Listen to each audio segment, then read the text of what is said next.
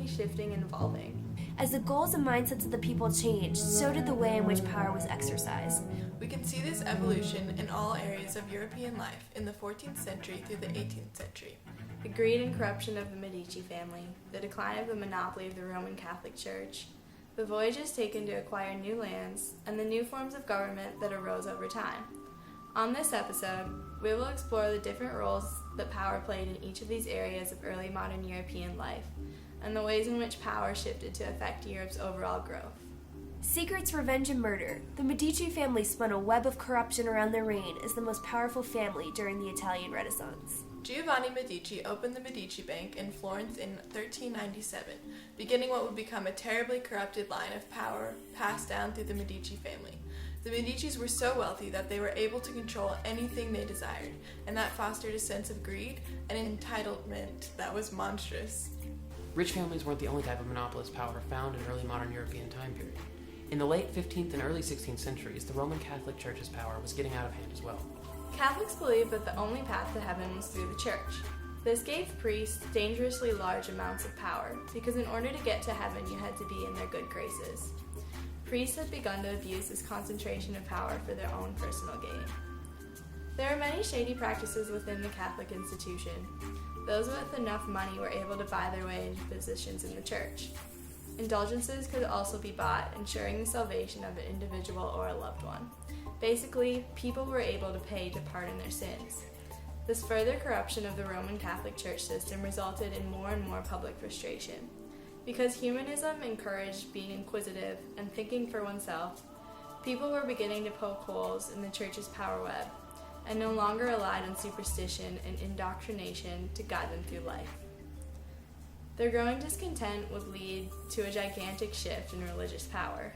While people were exploring their own evolving religious beliefs, a quite different type of European exploration was taking place in other parts of the world. A hunger for power expansion drove a series of searches for new land by a man named Christopher Columbus. Columbus approached the Portuguese and asked them to sponsor him on an exploration to reach Asia by crossing the Atlantic Ocean. The Portuguese had been embarking on many successful explorations, so King John II waved him away because he thought Columbus's voyage was impossible and therefore unnecessary. King Ferdinand and Queen Isabella of Spain nevertheless agreed to take on Columbus's voyage. They knew that Portugal's explorations were resulting in an expansion of power that Spain wanted to desperately keep up with, and Columbus's lofty vision, if successful, was the perfect opportunity. After years of trying to get support for his expedition, Columbus could finally set sail.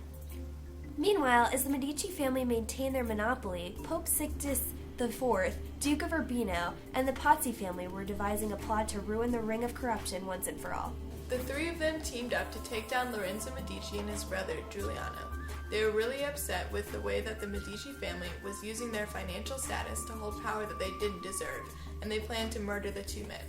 The fact that this was how they chose to deal with this problem, though, was yet another example of how powerful positions could quickly become corrupt. The fact that the Pope, the Duke, and the Pazzi family even had the ability to attempt to take down the Medicis quickly turned into another web of lies and corruption as they hid their murder plans from the public. In the end, the plot was only partially successful because Lorenzo escaped alive. He then turned around and had the entire Pazzi family murdered. The people of Florence were on Lorenzo's side throughout all of this because the Pazzis had been known for their corruption, while the Medicis were less openly abusive of their power. The entire fiasco, however, shows how corruption of power can be both negative and positive, depending on how you look at it. Obviously, murder is never a good thing, and neither is a rule based on keeping secrets from the public. But when corruption goes too far, it can be just the thing that's needed to incite a change in power. The Protestant Reformation began with Martin Luther. His disgust with the practice of indulgences was the final straw, and he founded a new faith that could be followed on an individual rather than an institutional basis. Protestantism gave people their own path to salvation, through faith alone instead of the church. This allowed for a decentralization of power. With this new religion, the church would not be able to run all aspects of people's lives. There was still a struggle for power between splinter groups within Protestantism, but the Roman Catholic Church no longer held a religious monopoly as Protestantism continued to spread through Europe. This meant that there was less opportunity for corruption, as power became less concentrated and the rich Catholics no longer held all the controls. Exploration was an exciting new way for Europe to expand its power. It was both positive and negative, though, depending on your perspective. Columbus's voyages were successful, and he discovered many islands off the coast of what is now North America. This was an exciting gain of power for Spain. The territories that Columbus acquired, however, were already occupied by the natives there, and he was not at all considerate of that. His mistreatment of these people often goes overlooked, but he forced European culture and religion on them, and even slaughtered some. Columbus's sense of superiority over the native people caused him to use his power for cruel domination.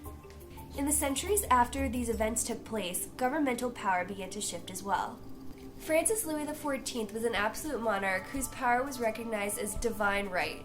In other words, the idea was that he was chosen by God to rule and was only subject to the laws of nature, not the wishes of the people.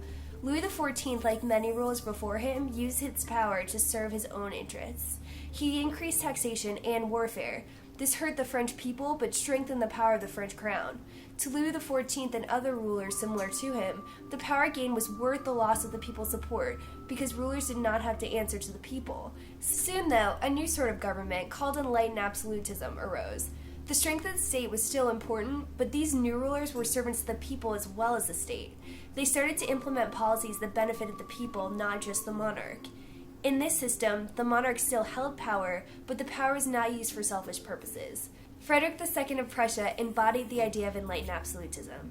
He worked hard to serve his people, gaining power for his country by keeping them happy, rather than by taxation and warfare and other cold-hearted, power-hungry practices.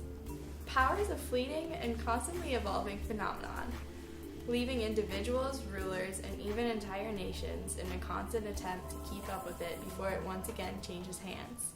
Throughout the early modern European era, individuals like Columbus, families like the Medicis, and larger institutions like the Roman Catholic Church and the French and Prussian governments used various tactics such as corruption, expansion, and reform as methods to hold on to power for as long as possible. In many ways, we can be thankful to these power players, as the power evolution that occurred during this era was necessary to create the power dynamics of today.